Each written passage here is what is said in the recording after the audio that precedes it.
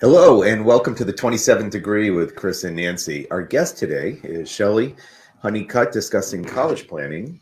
Before we begin our conversation, I'd like to thank our sponsor, Bay Coast Bank. Bay Coast Bank is just right for all of your financial needs. Visit baycoast.bank or call 508-678-7641 to learn more. As always, you can support the 27th Degree with Chris and Nancy by signing up as a patron. Go to patron.podbean.com/the27th degree, or you can click on the link on our Facebook page. $5 per month gets you a shout out, bonus content, access to Basement Bites, which are my music videos, and a behind the scene look at taping before and after the show. You can find the 27th Degree across social media, including Facebook, Instagram, and your favorite podcast platform. You can also subscribe to the 27th Degree Consulting channel on YouTube. I'd like to give a big thanks to Ron Gamache for our intro music and EBM Studios for producing our show. So Shelley, tell us a little bit about yourself, your company, and what made you decide to go into this field. Well, first of all, thank you for having me on the show. I'm honored to be here. College is a topic for me that I can talk about all day. And my career started in admissions. So I started working with Clark University, Boston University, and then I started to realize how much families struggle with the topic. At a certain point within my career, I decided to sit on all sides of the college topic. And I went on to work for a federal and private lender, and then a federal guarantor. And finally, before opening my private practice, I worked with AAA of the Northeast, helping them to expand their educational series and their student lending department, which I still have a very close relationship with them. And then in 2010, I launched my private practice, helping families navigate college admissions, financial aid, as well as funding, because families need to know all of it. And we call it a 360 view. Eventually, in 2015, me and my partner, Kathleen Dion, co-created Pivotal College Years, which is an online software that helps families at a very affordable price, $12 a month, navigate the college process just as if they would be in our private practice. We share all the tips, tricks, curated college lists on that website, and they have step-by-step videos, downloadables, and if you're a AAA member, you get to partake in it for free. Oh, wow. Yeah, that's amazing. Great. You had mentioned that before the show, and I thought that was really exciting to know that that's available, because I think when people think about a college advisor, they're worried about the cost, of course. They're looking at a big expense with college, and wow, do I really want to add more? Of course, it saves money in the long run in many instances, but it's hard to sometimes psychologically deal with that money you're putting up. But it's nice that there's that option. Yeah, I think that cost is a big factor. And in our private practice, you would expect to pay about $6,500 nationally. That's the average going price of a college planner. And this is Pivotal College Years is a resource that is much more affordable. So you can access that by pivotalcollegeyears.com. Yes, and you can also go to AAA.com/financial aid. That'll get you there. And it's free. Same site. Yeah. That's amazing. Yeah, that's great. Yeah. So let's start at the very, very, very beginning. Okay. Little Johnny was just born. And I want to set up a college account for him. So I hear a lot of like 529 and all that stuff. Is that like, I know that's one strategy to kind of go with. What are the pros and cons of doing something like that? So that's a funny question. So I'm not a financial planner. However, I encounter many families that have set up 529s, UTMGs, UTMAs. And of course, you should always consult your financial planner and tax consultant. However, the rules and regulations in how financial aid offices will evaluate those funds do change. And so a lot of times I will see things on the internet, on Facebook about tricks or, how to skirt the formulas. You can't skirt a formula if they change it on you, right? So you have to prepare as if that could happen. 529s will be considered a parental asset in the financial aid formula. Okay. So it's something that you report under the parental asset, which is less scrutinized in the formula than if you're reporting it under the student asset. So a lot of times that's one of the big mistakes on the FAFSA or the CSS profile for private colleges when you're reporting income and assets. Parents many times do file it, report it under the student, and it's 31% liquidable versus about 6% liquidable. That's a big difference. Huge difference. Right? So then Johnny's growing up and now he's kind of going into high school. Right. When do you, what is that conversation like? Yeah, when do you start all parents? this process? It depends on the student and how much guidance they want or require. With students that are higher on the intellectual scale, many times we start a little earlier, 9th or 10th grade, just looking at what they're taking for coursework. So there's required coursework and recommended coursework. Okay. So where do you want to be on that scale? And it can make a big difference in the merit aid you obtain, regardless of income, and the acceptances you get. And then also, what are you doing with your spare time? What are you doing with your summers? Are you using them creatively to help you stand out in the application process? Because it's more than just about the grades. There's a lot more to it. And I think that's sometimes what people fail to recognize, right? Absolutely. Yeah. It's about intellectual curiosity. So colleges. That's a great term. Yeah. Colleges are looking for that, especially higher end colleges, Ivy Leagues, which are just getting harder and harder to get into, and you have to show them some of your grit of what you love, where your passions are, and what you've been doing with your time. Why are they harder to get into? Because most people want to be there. The whole world wants to be at MIT, Harvard, all of that, right? So they have supply and demand, Nancy. Yeah. Okay. And there's only so many spots, right? So they have to have spots for athletes, politicians' kids. People who've been there before. Yes, families. Legacy. Legacy. And then there's some small amount of spots for other students, right? And so how do you get them to look at you and entertain the idea of accepting you onto their campus and thinking that you would be a good addition to campus to round out their campus, right? So when admissions looks at your application, they take 7 minutes. That's 7 minutes? Yeah. And how long is that application? It can be 17 pages, but they're going to take 7 minutes typically to graze it, look at it, and decide if they'll continue to read recommendations, essays, supplemental essays, things of that. So when they're screening it, I mean, you were in this, you did this when you worked for the colleges. I mean, what are they looking at on that application in 7 minutes? Because then people can know what to hone their efforts.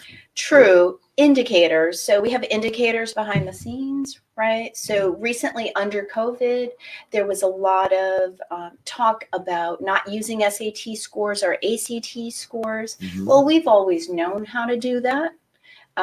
Behind the scenes, we could scan an application and look for indicators. Indicators do change. So you have to keep your, finger on the pulse. And so there's certain things that I would go through. I would look at test scores. I would look at grades. I would look at the types of courses you took, when you took them. I would go, if I'm looking at pre-med, I would go right for AP Chem. When you took it, what you got on the test. So am I correct in understanding that, I mean, you have to still obviously do well with your grades and all of that and the academic portion of it. But once you get screened through that process, you pass that test, then, the rest of when the application is viewed or the candidate is viewed, that's when a lot of the other stuff probably pops up. Right. right? Right. So you start looking at activities, the top 10 activities. What have they been doing with their time?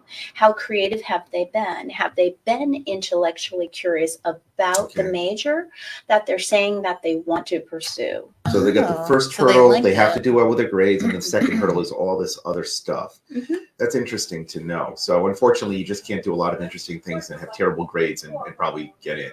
Right. It's the well-roundedness you're looking for, right? Absolutely. They're rounding out their campus. They can't just take in all pre-med students or all engineering or computer science. Those are some of your most popular majors, right? Mm. They have to take in a variety of majors and students with interests, and they want to round out it's artificial, but they want to round out their campus so that everyone has a great experience. So when you're looking at, really schools that people really want to go to, Ivy Leagues and, schools such as that, they're drawing not just from the country, but internationally, which is also a whole other issue. It makes it much more competitive. Correct. How do we compare? How do Americans compare compared to, say, Europeans or Asians, whatnot, as far as our ability to stand out for these schools? Right. So that is a hot topic, especially if you would ask Harvard right now, because they're in the midst of a lawsuit with that, right? Right. But there'll only be a certain percentage of international students that they'll take in. So they're Okay. evaluated in a separate crowd. Right. Okay. Okay. Right. That So, makes sense. and then our students are evaluated against their peers. Typically, most schools will peer read. So they'll read their applications together from that particular high school. Also geographically, Oh. some schools are searching geographically. They want to pull from certain regions or make Right. sure that they pull from certain regions. And you know that when you're recommending a set of schools to a student, well, this is going to be hard to get into because your grades or your interests, or you may not be a nice match, or maybe they're just not looking for someone in your geographic region. Correct. So it's funny when students come in, a lot of students that are adventurous like to look towards the West Coast. And it's funny, I have to tell them we must broadcast that you're willing to come to the West Coast, because most New England students are not. It's hard to pull them out of New England. So we have to use some tactics to broadcast that to these California schools. Mm. They need to believe that you'll come out, because they don't want to accept you and you reject them. Right. Either. Understood. So when my kids went to school, and I was fortunate enough that I had 3 kids all go in college at once. Wow. I had twins and then Eric 2 years later. Yeah, you look like a blood for punishment. Yeah. So I just had it in my head that I can't afford an Ivy League school. I'm not even going to look at them. I'm just going to concentrate on the state schools because of the money. Right. And then I got nervous because I heard there are these articles coming out at the time that, oh my God, state schools are so hard to get into now. So can you talk a little bit about the finances, like state school versus maybe a scholarship that you would get from a more expensive school that would even Sure. out the cost, or the competitiveness now within state schools? Well, I think that in my private practice, we work with many upper to middle income families, and that is their main concern. They don't understand that they could achieve what's called merit aid and not need-based aid. And then there's something in between at private colleges called partial need-based aid. But they do put the rules right on their website, right? So for Ivy Leagues, they are need-based. And many people don't really understand that. But you can go to Brown University's financial aid website and you can look at your adjusted gross income ranges and what you would achieve in need-based aid, and you'd be surprised versus what you would achieve need-based aid at a state school. So like, for instance, UMass Amherst, you will, if you make over $40,000 a year, you're not going to get need-based aid there because it's rated on the federal regulations, right? And then private colleges that do give merit aid, then many of these families can achieve that. And it comes with the application process. So if you apply early, early action, or if they do not have early action, you're still applying early. You can put yourself in the front of the line at a college that gives merit aid, like Boston University. Mhm. And you can achieve that regardless of income.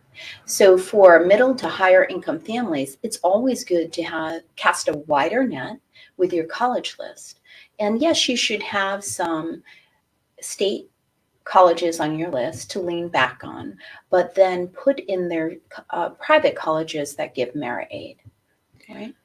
Where do you start? Because already my head's starting to spin. I'm like, if I had to navigate the whole college scene again and I had to go look at every website and like kind of look at every college, I'd be like, oh my God, okay, I'll do like maybe 5 a day for the rest of my life. Like, that's kind of what I'm feeling like. So where do you start with a family that comes in and says, help?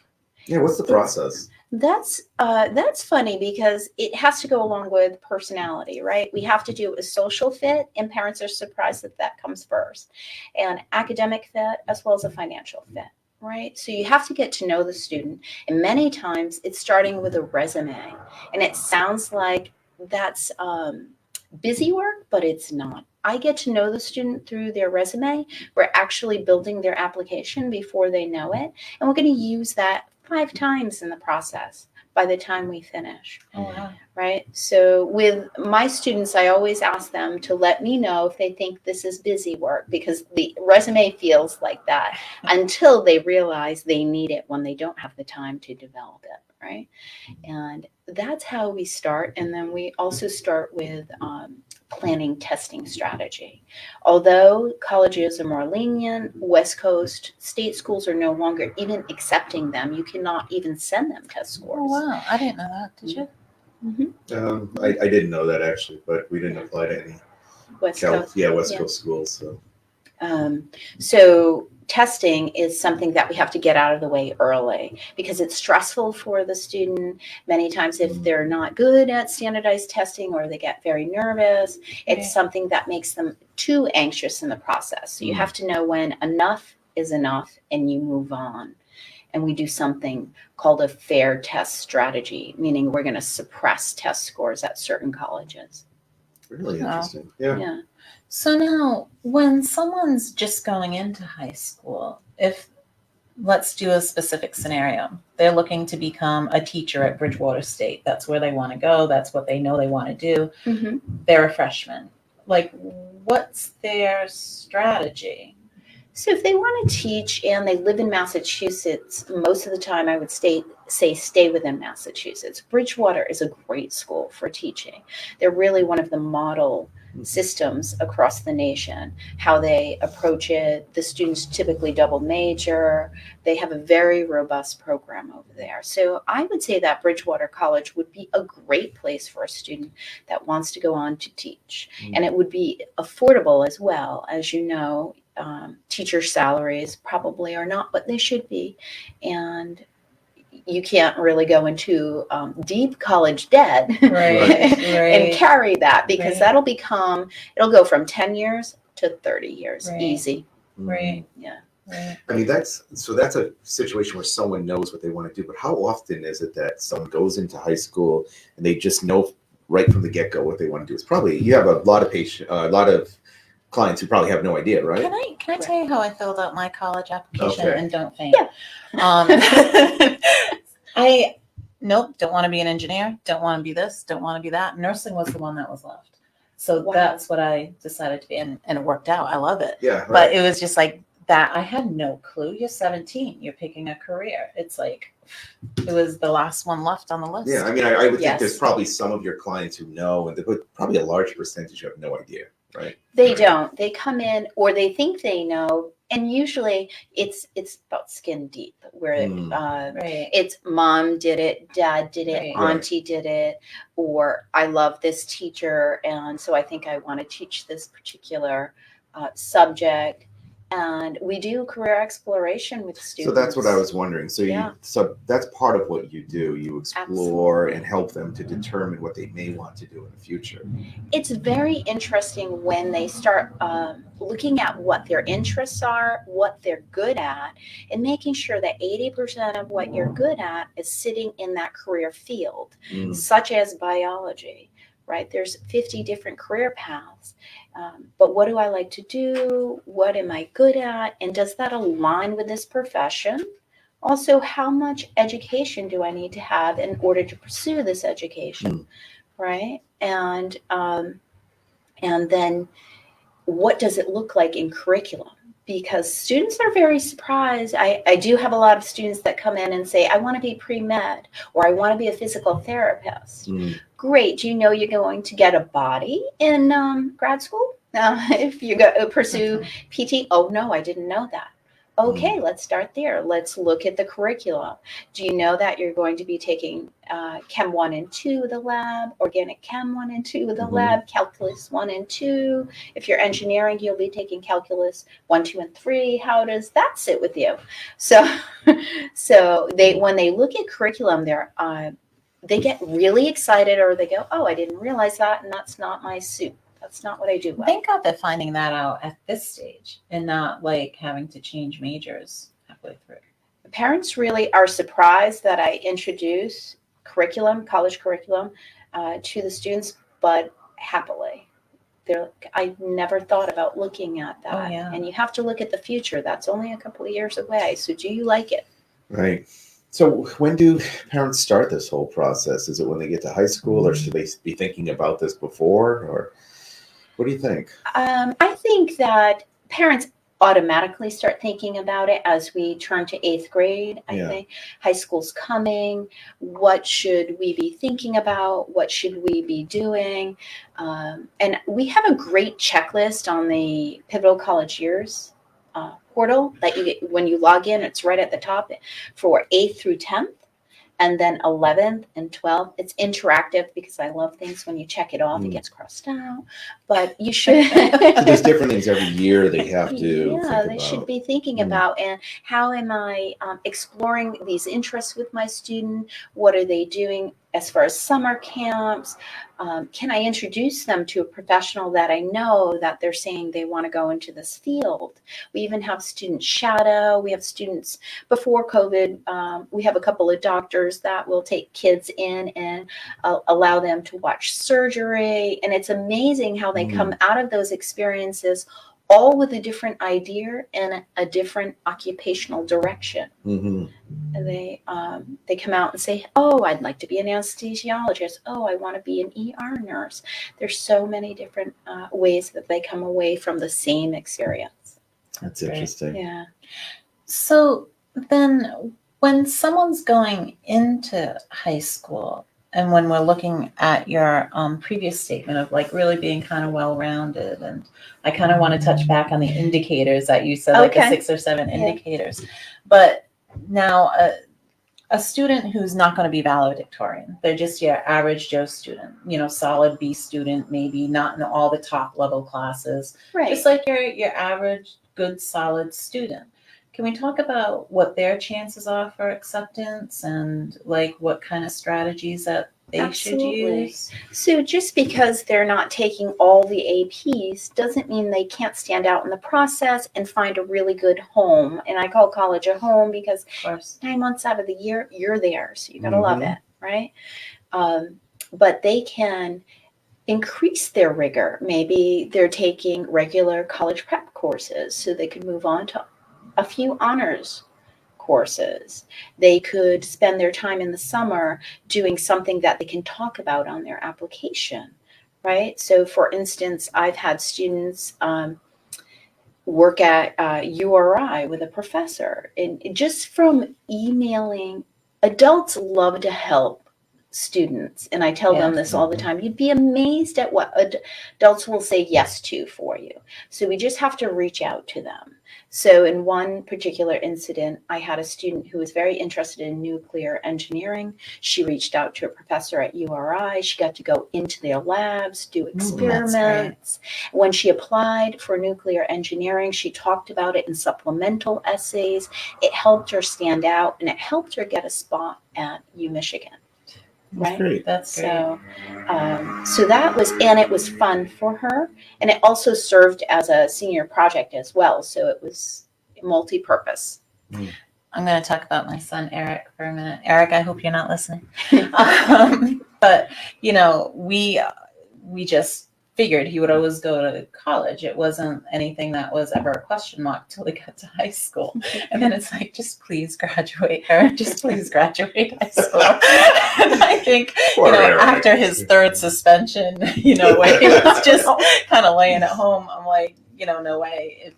If this isn't what you're looking at and you're interested in trade schools, then we're going to take these days you have off and we're going to go down to look at New England Tech and kind of figure out what you can do, because you have to figure out how you're going to be productive in this life. Right. So where do trade schools fit into all this? I think that many times trade schools are overlooked.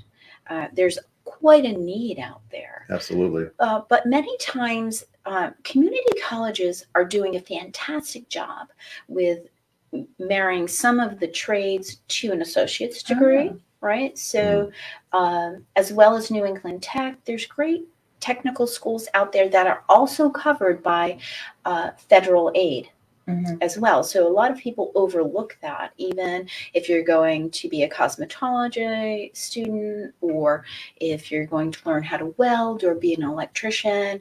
Many times that's covered by federal aid, and there are millions of jobs out there. Someone needs to do those jobs, and if you're more hands-on, then why not look into it at least? Yeah, I think it's really fascinating just from a societal standpoint, right? We've kind of been told that, you know, at least most of us have been told you have to go to college to be successful. But the reality is that there's lots of really successful people out there who love their jobs and do very well, who went to trade school. And we have an incredible need in this country. And sometimes it's just not looked at as an option. But we need electricians, we need, you know, plumbers, we need all of these trades to be filled in. As a country, we're really, I think, suffering because we don't have enough of that. I agree with that. And I think that we have to kind of lift that stigma. Right. And say, yes, that's an admirable direction to go in. It's going to be lucrative. Look at the average salary that you're making. That's easy to show a student. Yeah, and I know, like, you know, it was what I picked up on too, like when Eric's friends were going to Boston College or like these big name colleges, or just like everyone was going somewhere. Right. So then he felt good because he was going to New England Tech to be a plumber. Right. And so it, you know, it like he felt, I think, secure in that. And it's not, he wasn't going to be sitting in a classroom. He was going to be doing stuff that he liked. Well, I mean, every kid's going to learn differently and have different interests. Yeah, right? yeah. And like, I would not be able to be in that environment and probably succeed, because that's not the way my brain is wired. But Eric's wired differently. Right. He did well, and you know what he did. So, and then, like you said too, like you do get the associate. So if you wanted to build on that, like you could. There are 90 majors at Bristol Community College. Can you imagine that? Yeah. It's amazing. And they do teach a variety of trades in conjunction with associate's degrees. BCC's come a long way. I mean, it's a great school, and I'm involved with the medical assisting program over there, which has been really great too for the medical community in Fall River. They turn out great medical assistants. Right. Dental assistants. So there's quite an array of occupational training over there that they have. And I think community colleges are completely underrated. So when we come back from hold on there. When we come back from our break, I'd like to dive into Chris's question that he was going to ask and include a little bit more of the BCC alternative and building it up that way. Okay, that sounds good. All righty. Take a short break. PrimaCare is Southeastern New England's trusted leader in medical care. With offices in Fall River and surrounding communities, we're dedicated to your well-being. Our carefully selected team of more than 150 providers offers world-class primary and specialty medical care. PrimaCare doctors are supported by a skilled staff trained to deliver comprehensive radiology, imaging, and testing services. PrimaCare is large enough to take care of all your medical needs, but small enough to care for you personally. PrimaCare is by your side. Welcome back to the 27th Degree with Chris and Nancy, and we're here with Shelley Honeycutt. We're talking about college and the college admission process. And so I had a question I was going to ask just before the break. Okay. Do you ever get a student that, as you're going through the process with them and you're figuring out what their interests are, you realize, college really isn't the right thing for you. You should go to a trade school or do something completely different than what you're here for. I do encounter that, and I like to put up the many different options for them. I wouldn't pigeonhole them one way or the other, but I would introduce something different to them or something more hands-on if I'm feeling that with the student. And once again, going back to showing them curriculum or what they might be doing at a trade school, you can see their eyes light up. And they know it and they feel it, and the parents as well. So parents intuitively know their students, and sometimes we have to give them other options so that they feel less stressed going into the process, because students sometimes don't want to say that. And when I let them know, look, we can broaden this college list. And you have options next year when you have to choose, because the process is so long. Students, it's really peculiar. Many students will change their mind by the time they commit to a major. So when a student comes in and says, and this is the one I'll pick on, is pre-med, I'm like, well, let's just cast a bigger net. Let's physician assistant, RN, a biology program that could give you a biology overview. Let's cast a bigger net so that you have more choices next year. Shelley, are there any hot majors right now that you're kind of more guaranteed to get a spot in, that the college is really looking to fill these spaces? That's a good question. So there are hot majors where most students are applying. So this year was a very competitive year, especially for female candidates in certain majors, right? So the more popular majors, you're going to have a more competitive, harder time to get in there. What are the more popular majors? Every school that can change, but for the most part, it is biology, which is pre-med. It would be psychology, and then computer science and engineering. But if you look at niche.com or collegedata.com, you can tell at every campus, it'll tell you which are the most popular majors, right? So you might want to go in a different pathway. So at UConn, they have pathobiology. That's also a way in with less competition. And for Massachusetts students, they get the tuition break, a $13,000 tuition break. So all these little things that would be so impactful for me, especially if you have multiple kids going to college at the same time. So I'm going to bring in my niece to this conversation. Okay. She's kind of very interested in law. So she's like, oh, I have to go to an Ivy League school. And I'm like, well, maybe not for undergraduate. Maybe there's ways you can do this so it's not crazy expensive. Absolutely. There's a couple of ways to approach law. Law can be a fun avenue, and you don't just have to do political science or history major. You can really nowadays do any type of major, public policy, anything of that nature. And there are direct entry courses or programs, which I love this option for students. So you can apply in as a senior in high school, get accepted, and have a guaranteed spot in their law school if you maintain a 3.0 or higher by the end of your sophomore year. Okay. So it gives you a safety option. Yeah. There's pre-med programs like that, pre-dental programs. Brown has a program like that. Right. Yes. And so that's a nice option. But if you're going into law, you should love to read. Yes. Okay. Love to research. And so many times students don't realize how much reading comes along with that occupation.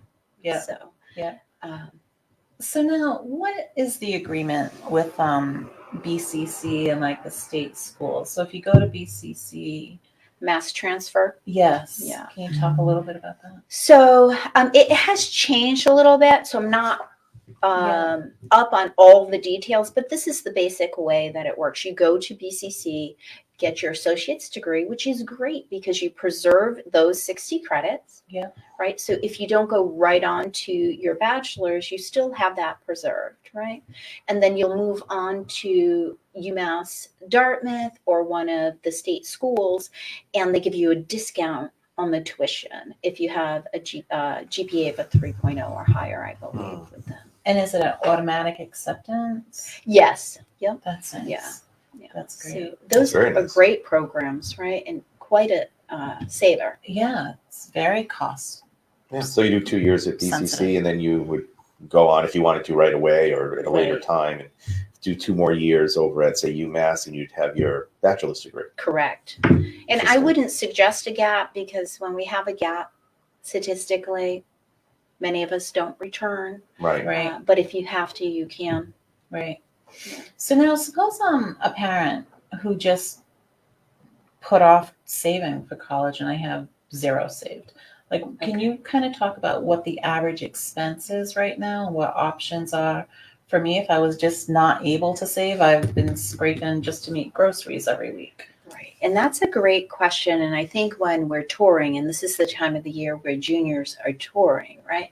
So we have to explain what that is. So if you tour at, I'll pick on Boston College today, right? Mhm. If you tour at Boston College today, they will tour you and say, oh, the average debt that the student graduates here with is about $31,000. That sounds like a deal, right? But it's not really accurate No. because the parents are paying a lot of the Yes. debt. So what is counted in that? You should know that colleges, when they quote average debt, they're only counting the direct federal Stafford loan, Okay. and they used to count the direct Perkins loan, which is no longer a loan anymore. So that's not counting like those personal loans from like Right. Discover or something like that. It doesn't count private student loans, and it doesn't count the federal Parent Plus loan, or if you tapped into a 401k or an equity, Right. it's not including that. So when you see average cost, and then when you actually see the bill, there's a big difference. That's a little Yeah, I hear that deceiving. all the time from schools. So we did hear that.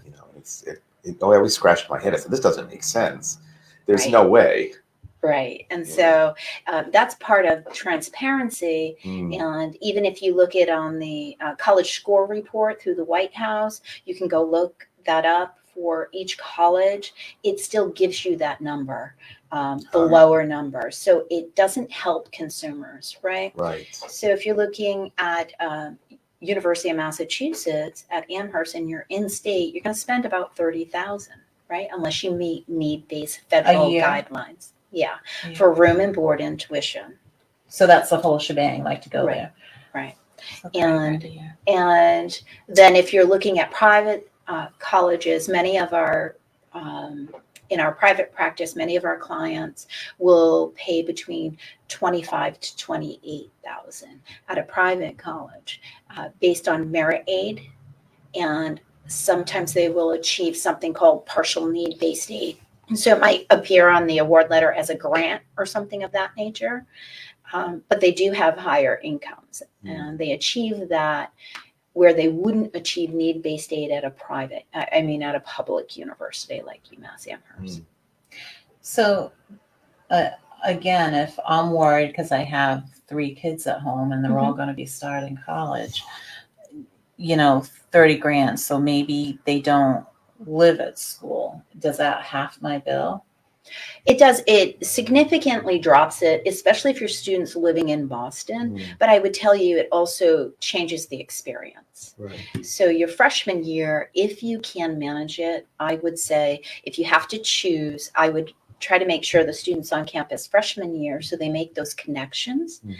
They get grounded in the campus, and then maybe they can commute or live off campus, which is significantly cheaper typically for Boston schools especially, or any city school. Yeah, you could save that way. And there are many resources to help a parent pay for it, including the Federal Parent Plus loan. But remember, they are Federal Parent Plus loans are awarded or approved based on credit, not on your ability to repay it. So you can quickly get yourself into debt that you cannot afford. Right? That's not the criteria. The criteria is it's a low level credit bar for the Federal Parent Plus loan. Okay. And then you can borrow up to cost of attendance. Mm. That can quickly get out of control, right? Okay. Yeah. But you don't really know if the student is going to end up getting some need-based assistance or merit-based. So I guess I'm thinking that when students are looking at schools, they shouldn't exclude schools that are more expensive right off the bat. Am I correct in You're correct. saying that? What's the definition of merit-based? So it's based on some criteria, and the school may set that, Okay. right? It could be GPA, SAT score, certain major, something of that nature. Okay. And we do appeal merit-based. So that's something is standard within my practice. So once they start getting acceptances, the students, they're getting accepted and they get notification of their scholarship, we start having them reach out to admissions and say, thank you so much, but I was looking to achieve some additional merit aid. Here are some of my achievements. I would have like never that. thought of that. Would you have ever thought of that? We Maybe. did a little bit just because we've been I through the wouldn't. process recently, when we worked with Shelley. Right. But here's a question for you just about all of that. If someone is applying, I know there's early action and early decision, and there's Right. a difference between the two. But if they, let's say, apply early decision, Right. which they're locked in, right, to the school, correct? Mm-hmm. Does that give them less opportunity to get financial aid from that school because they kind of know they have them? Yes. Okay. Yeah. So it is binding. Early decision is binding. Early action is not. Right. So early decision, the only way to back out of that is I cannot afford it. Okay. And a family cannot afford it. So they have 2 weeks to accept. Mm. Usually you can expand that a little if you're kind of going back and forth with cost. But right, they already have your CSS profile and your FAFSA data. They already have your income and assets. And so they create a financial aid award letter and you accept within those 2 weeks, right? So we said the cost of a state school is around $30,000 for the Tuition, living, right, for everything. room and board. What is it for an Ivy League school? And I know there's variance there, but what's the average? 75. Yes, Boston College just announced before their acceptances just over 80,000. Yeah. Wow. Yeah. All right. So automatically in my mind, I'm like, well, none of my kids are going to Boston College. But you don't know what kind of aid you're going to get. That's I think the whole point. Right. And Right. that's a great question. So then, okay, little Susie, who's a B student, but dad maybe went to Boston College, but he's making $50,000 a year. Now my little girl wants to go to Boston College, and I'm thinking there is no way that we can afford this. There is a way. And so I have a particular student who I worked with last year. Fantastic story. I enjoyed working with her so much. And she wanted to go pre-med. She comes from a single parent household, but her grandmother paid for her to come work with us. And we were able to get her early decision with Boston College. And she achieved merit aid as well as need-based aid and federal need-based aid. And that came together to only allow her to pay $5,000 a year. Wow. Oh my God. So you really can't assume you can't afford a school. I can't assume Based that I on the can name. afford Shelley because she seems to know all these ins and outs that are crucial. And how How would I exciting. know that? I would have Right. just said, hey man, you're not going. You Yeah, know? right. And she came Outside of the back state school. to visit me after, half of a semester in school, and we redid her financial aid for the coming year. And she also got offered a spot in the first generation program, which is really helping her create some stability on campus and feel included. And they have a great pre-med advising program. So she is on It's her been a way. Great experience. That's great. Yeah. Oh my God. So you had talked before that really intrigued me about indicators. You look for 6 or 7 indicators. So can you give us a little insight into that? Like what should my child be doing when they're in high school? So it's indicators. Number one thing, let me just tell you, for any family out there and selecting courses right now, if you can just get your student to go from Algebra 1 to pre-calc, you will double their merit aid right there, number one. Okay. And a lot of times students will pivot and say, oh, I want to go statistics. Well, I love statistics, math classes, or AP statistics. You need to do that in conjunction. You need to at least get to pre-calculus. That's number one tip I would tell you. When I'm looking at indicators, especially if I'm looking at pre-med engineering, certain types of students that will be very rigorous, I go right through the transcript and I want to see when they took chemistry, what they got, if they took AP chemistry, what they got on the test, if they're showing it to me. If they're not showing it to me, it also tells me something as well. We used to have subject tests, then COVID did away with that. Right. So subject tests, I would lean on Math 1 and Math 2. So Math 2, if you had a 700 or above, that's an indicator for most Ivy Leagues. MIT, that's their indicator. So if you got a 700 or above, we're going to continue with your application, right? And then I will look at SAT scores, ACT scores. So once again, I'm going to go for math. And if it's a 700 or above, you're staying in the pile, right? So what are SAT scores to aim for? It depends the school you're applying to. Right. And when you look at MIT's average SAT score, you'll probably faint and fall off the chair, right? What's the state schools? All right. Well, UMass Amherst is pretty high for certain departments, and they're not always a thing anymore. You can suppress them and not show them, but you want to be in the 50 percentile range. And you can look that up really easy right on niche.com or collegedata.com. And that's how we decide. It's just a scientific formula. Okay, if you're not in that range, we suppress the scores at that school, and you can do that. And then if you're in that range for that college, we're going to show them on the application. So we'll push applications out of the Common App with the schools that we're going to show the SAT score to. Then we come back in and we pull them off, and then we push the other. The schools don't get suspicious when they're suppressed that, maybe the student's not as strong as we need them to be. So they don't. It's common. Test anxiety is common. It plagues female candidates more than male candidates, right? Yeah. So it's a thing, test anxiety. And then I can tell more about your future behavior from your past behavior. So I'm leaning on that transcript hard. And seeing what you've done the last 2 years as well. So even if you had some hiccups in freshman or sophomore year here or there, or under COVID, which we would expect because you're learning online most of the time, then I'll look at what the trend is doing now in your junior and senior year. And I might wait. I might say, okay, you're not going to get in for early action. I want to see your mid-year report. Oh. That's okay. That's a win. When you get pushed from early action to regular action, don't take it as a lose. Many students get upset and they cry. I'm like, you made it. So let's prove to them that you That's got a good way it. of looking at it. So now when they're looking at your transcript, suppose I'm an A student, but I didn't do anything else. I just cracked open the book. Yeah, that's a problem. Yeah, that's a problem. Under COVID, we've seen a lot more of that because the students have been stunted with volunteer work and things of that nature.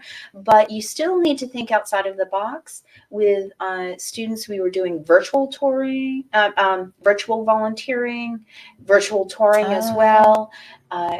Schools do track that, other indicators, right? So they track your traffic on the site. If you've done a tour, if you've set up you've come for a tour, what you're looking at, interactions with admissions.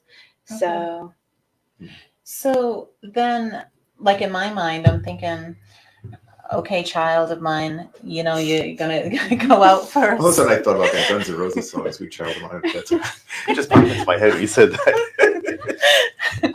So I'm saying, go out for softball, get good grades, join the newspaper, and do some kind of community volunteer. Does that set them up kind of as like well-rounded? It does, but and when I say well-rounded, I want you to focus on things that you love and you have a passion for. So they have to be interested in it. Yeah. Or they're not going to succeed anyway in whatever they're doing.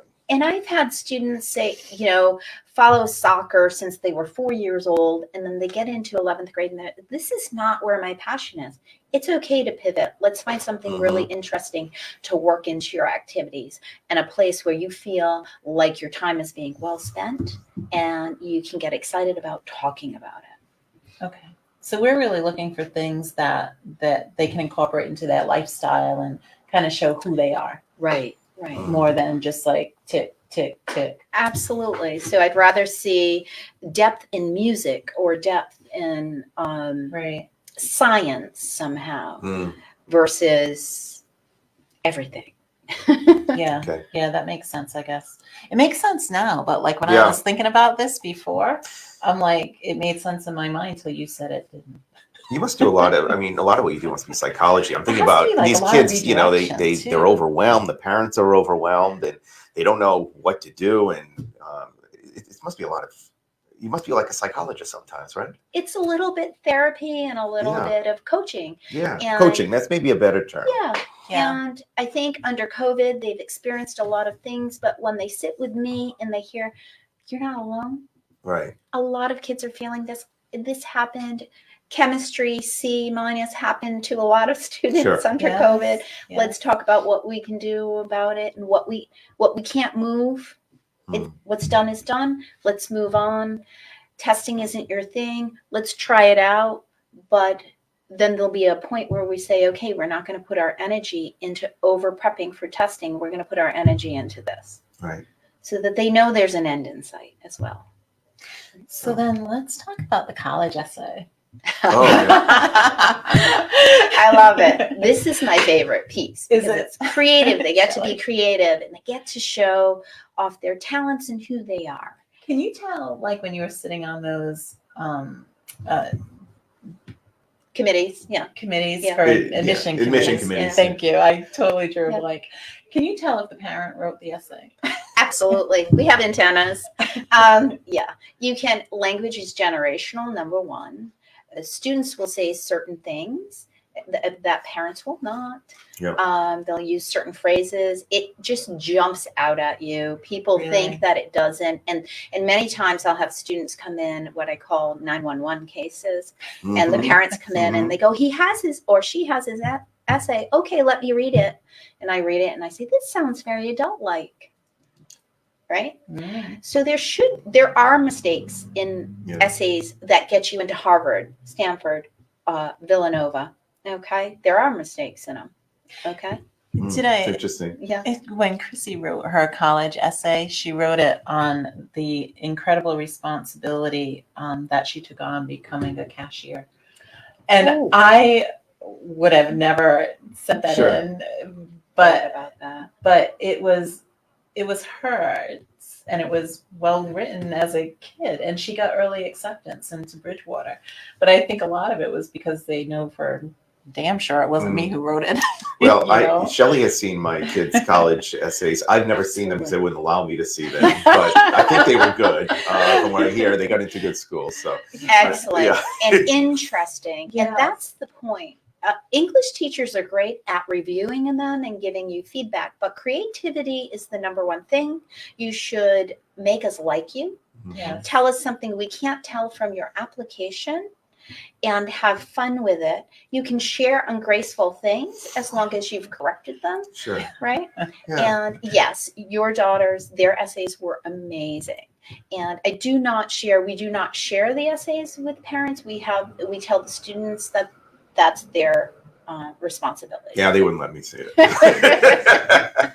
But that's But okay. then it's nice to have someone like Shelley in the background who right, can still be right. that kind of safety Well, net. and the nice That's thing was exactly you were able to look at the essays, make some recommendations, and I think you had someone else, like an outside person, who looks at them also. I do. We have a blind reader.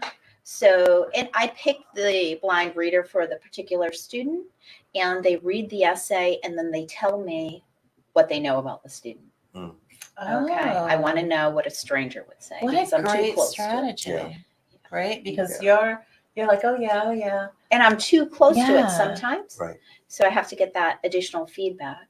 I mean, it's, I just kind of putting it all together because we're getting towards the end and having personal experience with, using your service.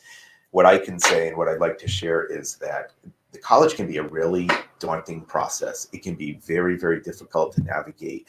Which was nice about this was that it allowed us to take a step back and reduce some of the stress, and not just our stress, but our children's stress too. Right. And they had different tasks that they had to complete. It kept it very organized. And by the end, they got to where they needed to be to accomplish the process. But when you look at it from the beginning, it's overwhelming. It is. And so that was one, I think, really useful part of the whole process. But then there's so much more. It was knowing where should we apply and knowing that, how do we do early decision or early action and all that stuff. It's hard to really sort out. But I think what's wonderful is if you can't afford that service, you have the other service, which is basically self-directed on the internet. Right. And then if you have AAA, that's free. Right. So it's a no-brainer. There's no real barrier to getting this information, which can be so useful, can really reduce the stress levels, and actually in the long run, save a lot of money for the student and the parent. Well, even Absolutely. save a lot of money as far as filling out the right applications for the right schools, because there's a cost associated with all Sure. the applications. It gets very expensive. So within the portal as well, I walk you through how you can get those application fees waived if you are eligible for it, how you get SAT test fees waived, send fees waived, all of that, That's right? great. And there's always downloadable workbooks in the portal. So this Nice. is the essay brainstorming workbook. We just did a new scholarship one, and I'll be uploading the financial aid and funding workbook in just 2 weeks, probably. So they can get that through your online service. Yeah. And then if they have AAA, is that accessible also? Yeah, it's free, and it's right at the top of the portal, the most pertinent one for that season that we're in. You can download, Mm-hmm. and there's lots of guides and charts and organization. And Right. how do they access that information again? You can go to pivotalcollegeyears.com, or you can go to AAA.com/financial aid. It's right there. Okay, great. Yeah. And if they want to access your private consultation service, how do they do that? So they would just go to collegeadvisorsne.com, and you can send an email, and we'll set up a free consultation and let you know if we think the services would be a good use for you.